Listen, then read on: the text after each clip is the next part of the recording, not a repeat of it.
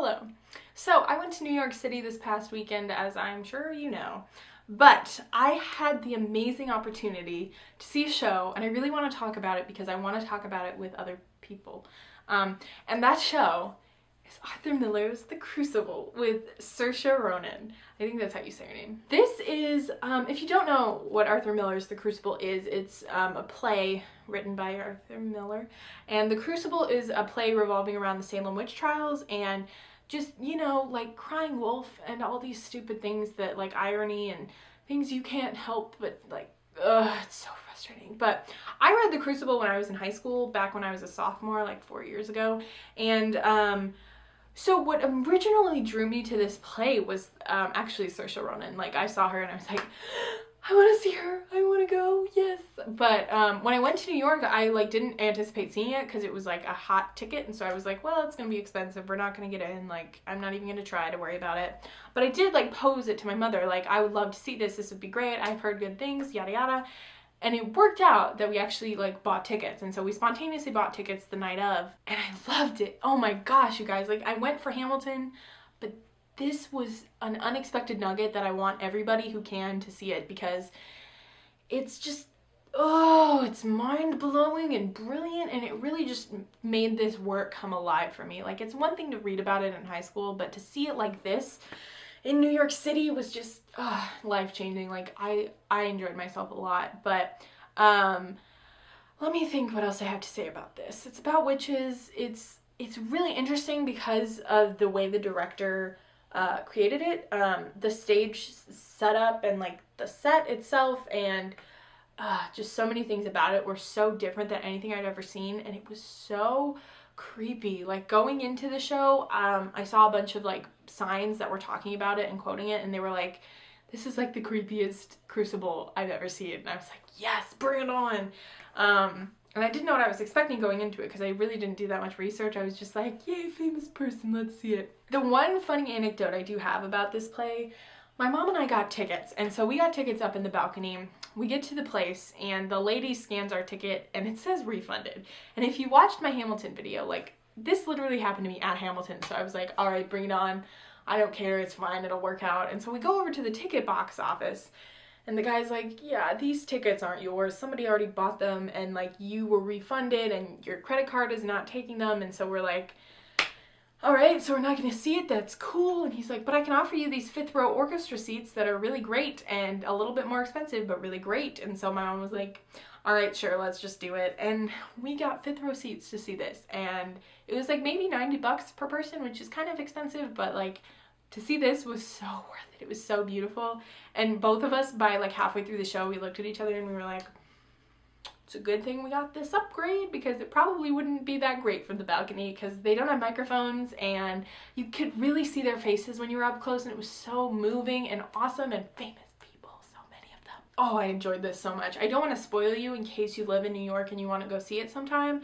I think it's only running for 20 weeks, and it opened March 31st, so keep that in mind. I don't know how to explain this show. It's like creepy and weird and scary and brilliant and moving and awesome, and I love it so much. Saoirse was so great, but the rest of the cast was also incredible.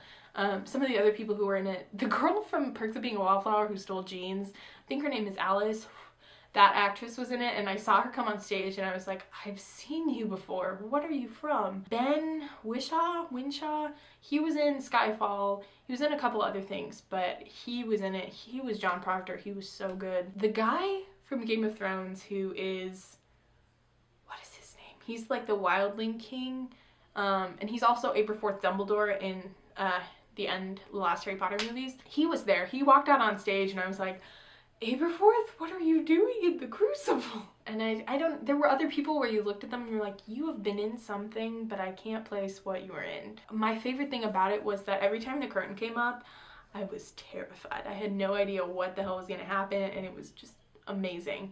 Because when it opens with like the classroom, and all the girls are sitting in desks and they're facing the blackboard, so you just see their backs and they're singing, and it's so creepy, and you're like, singing girls in this place that looks like an insane asylum in the 50s, what is going on? The black screen comes up and then it comes down, and you're like, okay, you could tell something's gonna change when it comes up. And so it comes up, and then there's Parris, who's one of the main guys, and he's holding Betty, and you could see in his eyes he's just like so emotional, and you're just like, has there been an exorcism? What is going on? I'm so confused. And then a couple, I don't remember which character, I think Abby comes in next, and so, you know, Saoirse Ronan comes out, and I'm just like, it's Saoirse Ronan, she's right there in front of me. Like, I just, the whole, like, first time she was talking, I was just like, that's a famous person right there. But she was so good as Abigail. It was breathtaking. But like, honestly, all of them had so much emotion, and it was so creepy. I loved Ben as John Proctor. He was just so pretty. He was really attractive when he took off his shirt and did a bunch of things. Then it's like every time it went down, something was gonna change. And like when it went down at the most random times. Like when somebody was screaming, or somebody was like, I don't, like, bloody or doing something weird. I don't know. They were just, every time it went up or down, I was intrigued. There's one time where they were all standing on chairs, and they were like, I saw Goody Osborne with the devil. I saw Goody so-and-so with the devil. I saw so-and-so with the devil. And you're just like, okay, this is scary. Then there's a part, the opening to the second act, I believe, there's a live wolf that is on stage. And so it just like, I think they put little treats out, so it like wanders around the stage, and then it stops in the middle and stares at the audience. And everybody in the audience, you could tell we were just like, there's a wolf on stage. What do we do? What is happening? We were all really concerned and surprised and like gaspy. And so then, you know, the wolf jumps off stage when somebody else comes on, and you're just like, what is, if you know what the wolf is about, please tell me, because my mom and I could not figure it out. We were just like very confused. But the wolf was really cool. I really liked the scene, obviously the big climax scene where basically Mary is facing off against Abby, and then finally Mary, she like gets to the point where she's like done with it, and so she calls out John Proctor as being a witch. And so Abby and the girls just, they go crazy, you know, and they have this choreography where they like go out and then they walk backwards with their arms, and they go up to the windows, and then the windows just like debris and foam come in, and then one of the lights falls, and it just was so beautiful. And like the screen, the blackboard screen was so intriguing, and I would love to know more about that because it was so beautifully done. And like it was a projection with all the butterflies, and they're still like doing their crazy thing, and then the thing goes down, and you're just like, what is happening? So crazy. Oh, it was so cool, so well done. I really love the lighting and the sets for it, because there was really one set, but they used the lighting so well that it looked like real daylight was coming in to the windows, and like they have the light on the side for the courtroom, and it just, it was so versatile with the fluorescent lights too. And I just, the whole time I was so into it. I don't know, I felt like I was really there, and it was really well done. So John basically is like, I'm a lecher, like she's a whore, we did it, and they confess to that. And so then I don't remember what he is, like Danforth, I think that's his name, but he's like, okay, Abby faced that way, Proctor faced that way, nobody says a word, we're not talking, bring in Elizabeth. And so Elizabeth comes in, and he's like, so is your husband a lecher? And it's going great. Like, she's basically not saying that he isn't, but she's not saying that he is. And so he straight up asks her, and she's like, no. And in that moment, John just like goes crazy. He's like, Elizabeth, I told them, like, they know this is bad, this is awful. And she's like, no, this is I hate it, because the whole time you're just like, but can't you see that they're faking it, that they're lying, that Abigail is evil? And then nobody sees it, and then just everybody dies at the end, and it's so sad. But at the very end, the really the breathtaking part, so after the Proctors have been locked up for a while, they bring back Elizabeth. And so Elizabeth is a little bit beaten up, and she looks really, really sad and just awful, like she's been beaten a lot. But then comes out as John Proctor, and his whole back, the makeup team did an amazing job, but his whole back looks like he's been whipped. And so it's bloody, and he's gross looking. And so when he turns around, because he has this moment where you can tell he comes out face forward so nobody knows, and then he turns to go get water from the back, and literally everybody gasped when they saw his back all bloody and gross.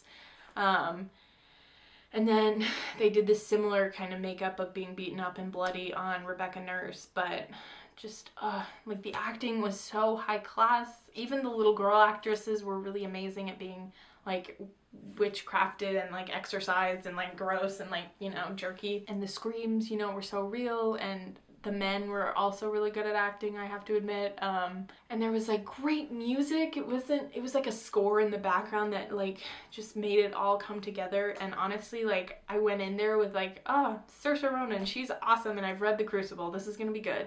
And I left being like mind blown. Like it's kind of like Inception. Like I don't really know what happened. It felt like a dream. It was so crazy and weird, but so amazing and well done. And it was such a great like art form to watch. And I just like keep replaying it in my head, and I want to see it, and I want to know more, and I want to talk to the director and find out like, what are you doing? This is so crazy. Like, and it makes me want to like see it again, honestly, but you know, what can you do? So if you've seen The Crucible, please talk to me about it, because I've been talking to Reggie and I need more people to talk to about it, because it's just so good and so crazy. And I love Saoirse Ronan. She's so pretty. But yeah, I don't know if you got anything out of this. This is me just putting it all down so I can remember in the future. But thanks for watching, and I guess I'll talk to you next time. Bye!